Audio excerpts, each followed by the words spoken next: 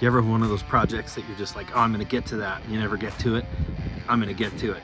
Ever since we've got this Scion, I've always wanted to put fog lights on the Scion, and this is my chance. I have everything I need.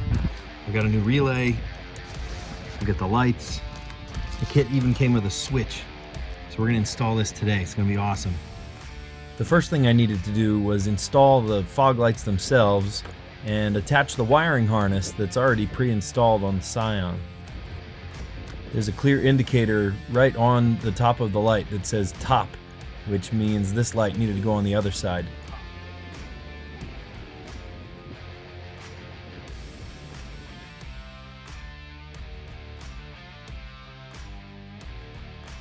The wiring harness was tucked away behind the bumper, and it was held together with some pretty brittle tape.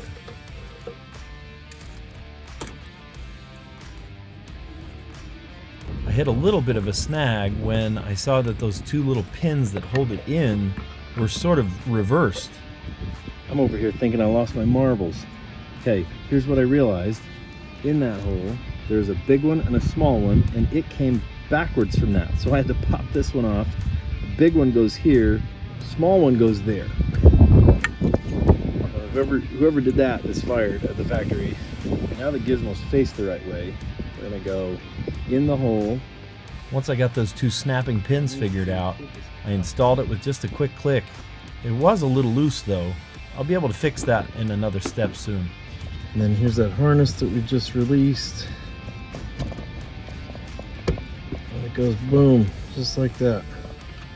Same thing on this side. You can see the hole goes right there. And then there's a big hole and a small hole. Look, we've got the small on the top and big on the bottom. So I need to switch those. Same issue on this side. Those two pins were switched.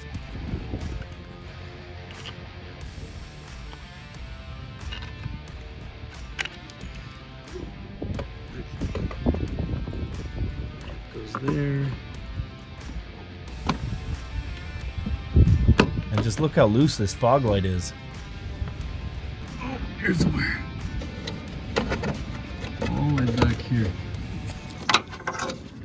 That's it. That's the wiring harness. I gotta get it down to the bumper right there.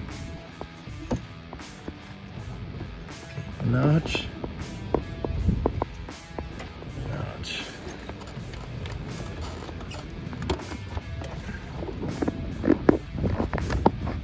Okay, so I learned there's a little bit of finesse that has to go into it so that it goes in straight. You've got to allow it to be connected at both points, both there and there. You might need to turn that screw right there, that screw right there, so it's not all wobbling around. So I'm going to tighten this to kind of tune it so that they're closer to the same length. Put the notch in on one side. Once I got those two pins dialed in to the right tightness, it was perfect. Oh, there it goes. Look at that. That is in there. So much better. Okay, I'm so glad I popped that out. Yeah, you really got to make sure that's in there, and the two or both notches are in there. Two things we need to do on the inside of the car. First, we need to put a fuse in the fuse box. And then second, we need to apply the switch, the button right there for our fog lights. So the switch is going to be this guy right here. It's already wired for all of this. We just need to like enhance it a tiny bit. And there's the relay. I got this relay from the pick and pull. It was, you know, like $1. It's hardly anything off of another dead Scion. So there's the fuse box, and actually what we want is on the underside of the fuse box. So let's go get it. I couldn't see where the relay goes, so I had to stick my camera back there and look at a video. You can see where the relay goes in, right next to these other two relays that are already installed. There it is right there. This is probably the trickiest part of the entire install. I had to go in blind and just sort of feel around for where that relay goes.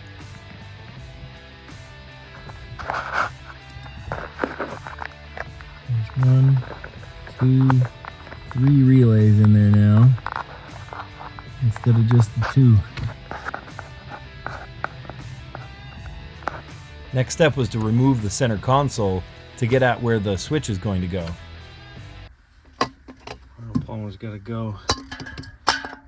There are two little screws behind the temperature knobs.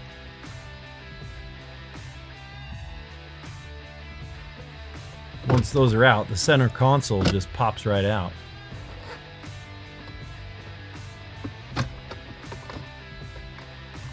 There are still 3 wiring harnesses that are holding the center console together.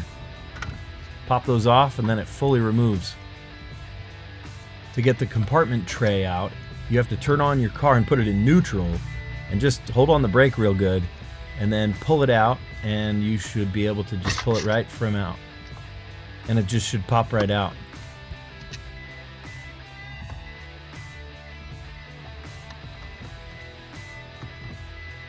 Don't forget to put the car back in park.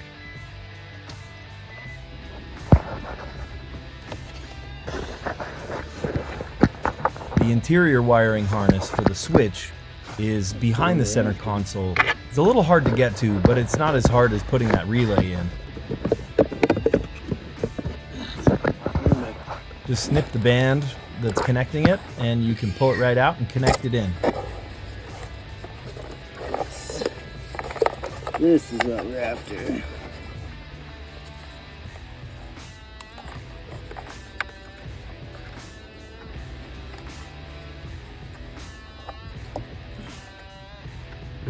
What do we think? Middle? This side? I'm thinking middle. Let's remove this. It's easy to pop those little punch panels out, and then you just put your switch in whichever of the 3 you want to put it in.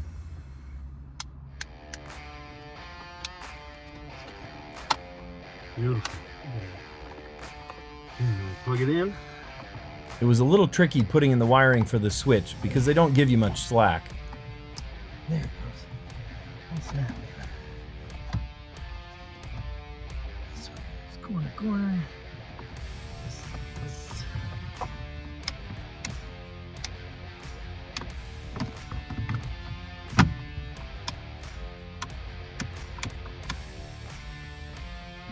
Okay, we'll put ourselves back in park so we don't roll away.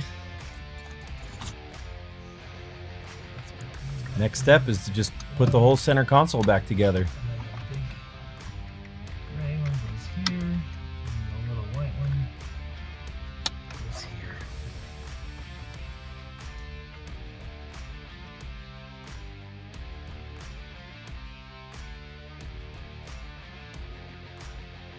Don't forget those 2 little screws that hold the whole thing together.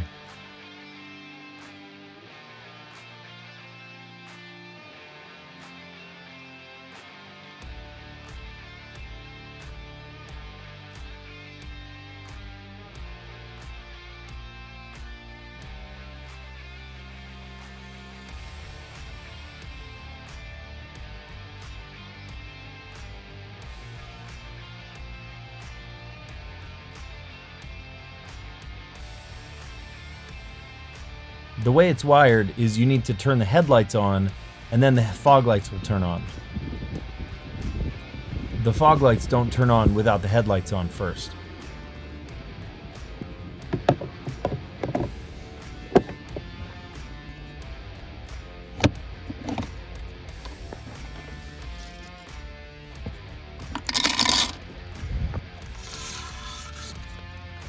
I wanted a shot at night too to really show you what it looks like. I don't feel like the video really does it justice. These are bright lights. These fog lights are perfect for snow, heavy rain, or just night driving.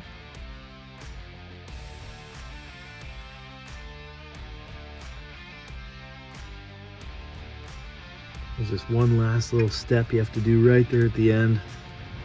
Just put that right there. Perfect. Okay, catch you on the next one.